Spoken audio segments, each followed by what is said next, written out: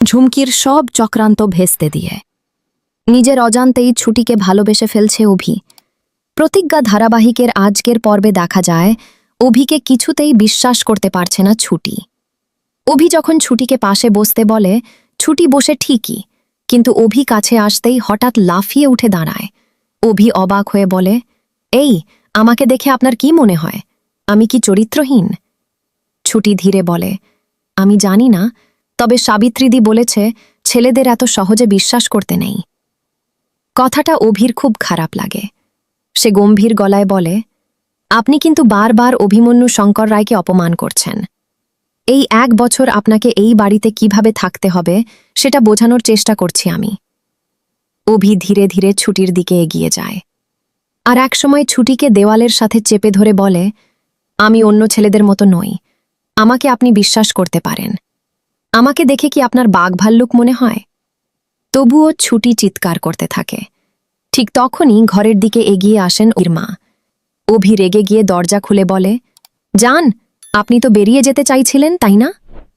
আর ঠিক তখনই সামনে দাঁড়িয়ে পড়েন অভির মা। তিনি অবাক হয়ে বলেন, তার মানে তোরা কি সত্যি বিয়েটা করিসনি? সবটাই কি নাটক? ছুটি বুঝতে পারে পরিস্থিতি খারাপ হয়ে গেছে। সে তাড়াতাড়ি কথাটা সামলিয়ে বলে, না না, আসলে ওনার জল পিপাসা পেয়েছিল, আমাকে জল আনতে বলছিলেন। অভির মা বলেন, অভি, তোর সাথে আমার কথা আছে, বাইরে আয়।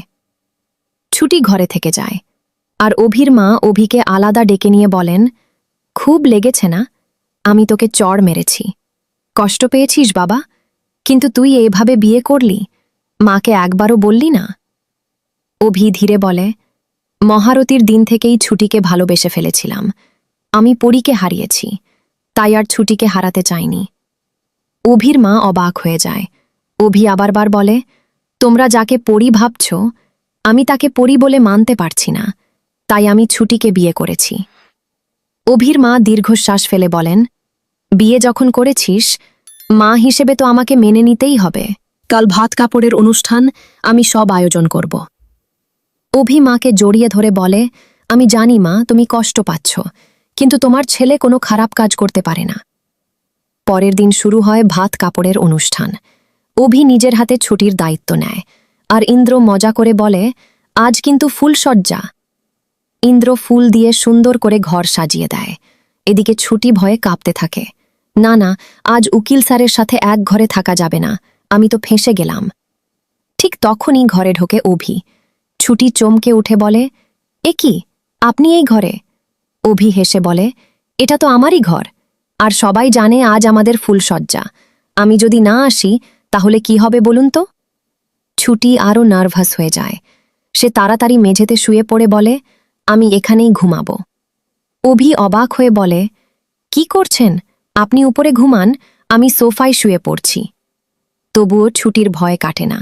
অন্যদিকে ঝুমকি রাগে জ্বলতে থাকে। ফুলসজ্জা? না, কিছুতেই আমি এটা হতে দেব না।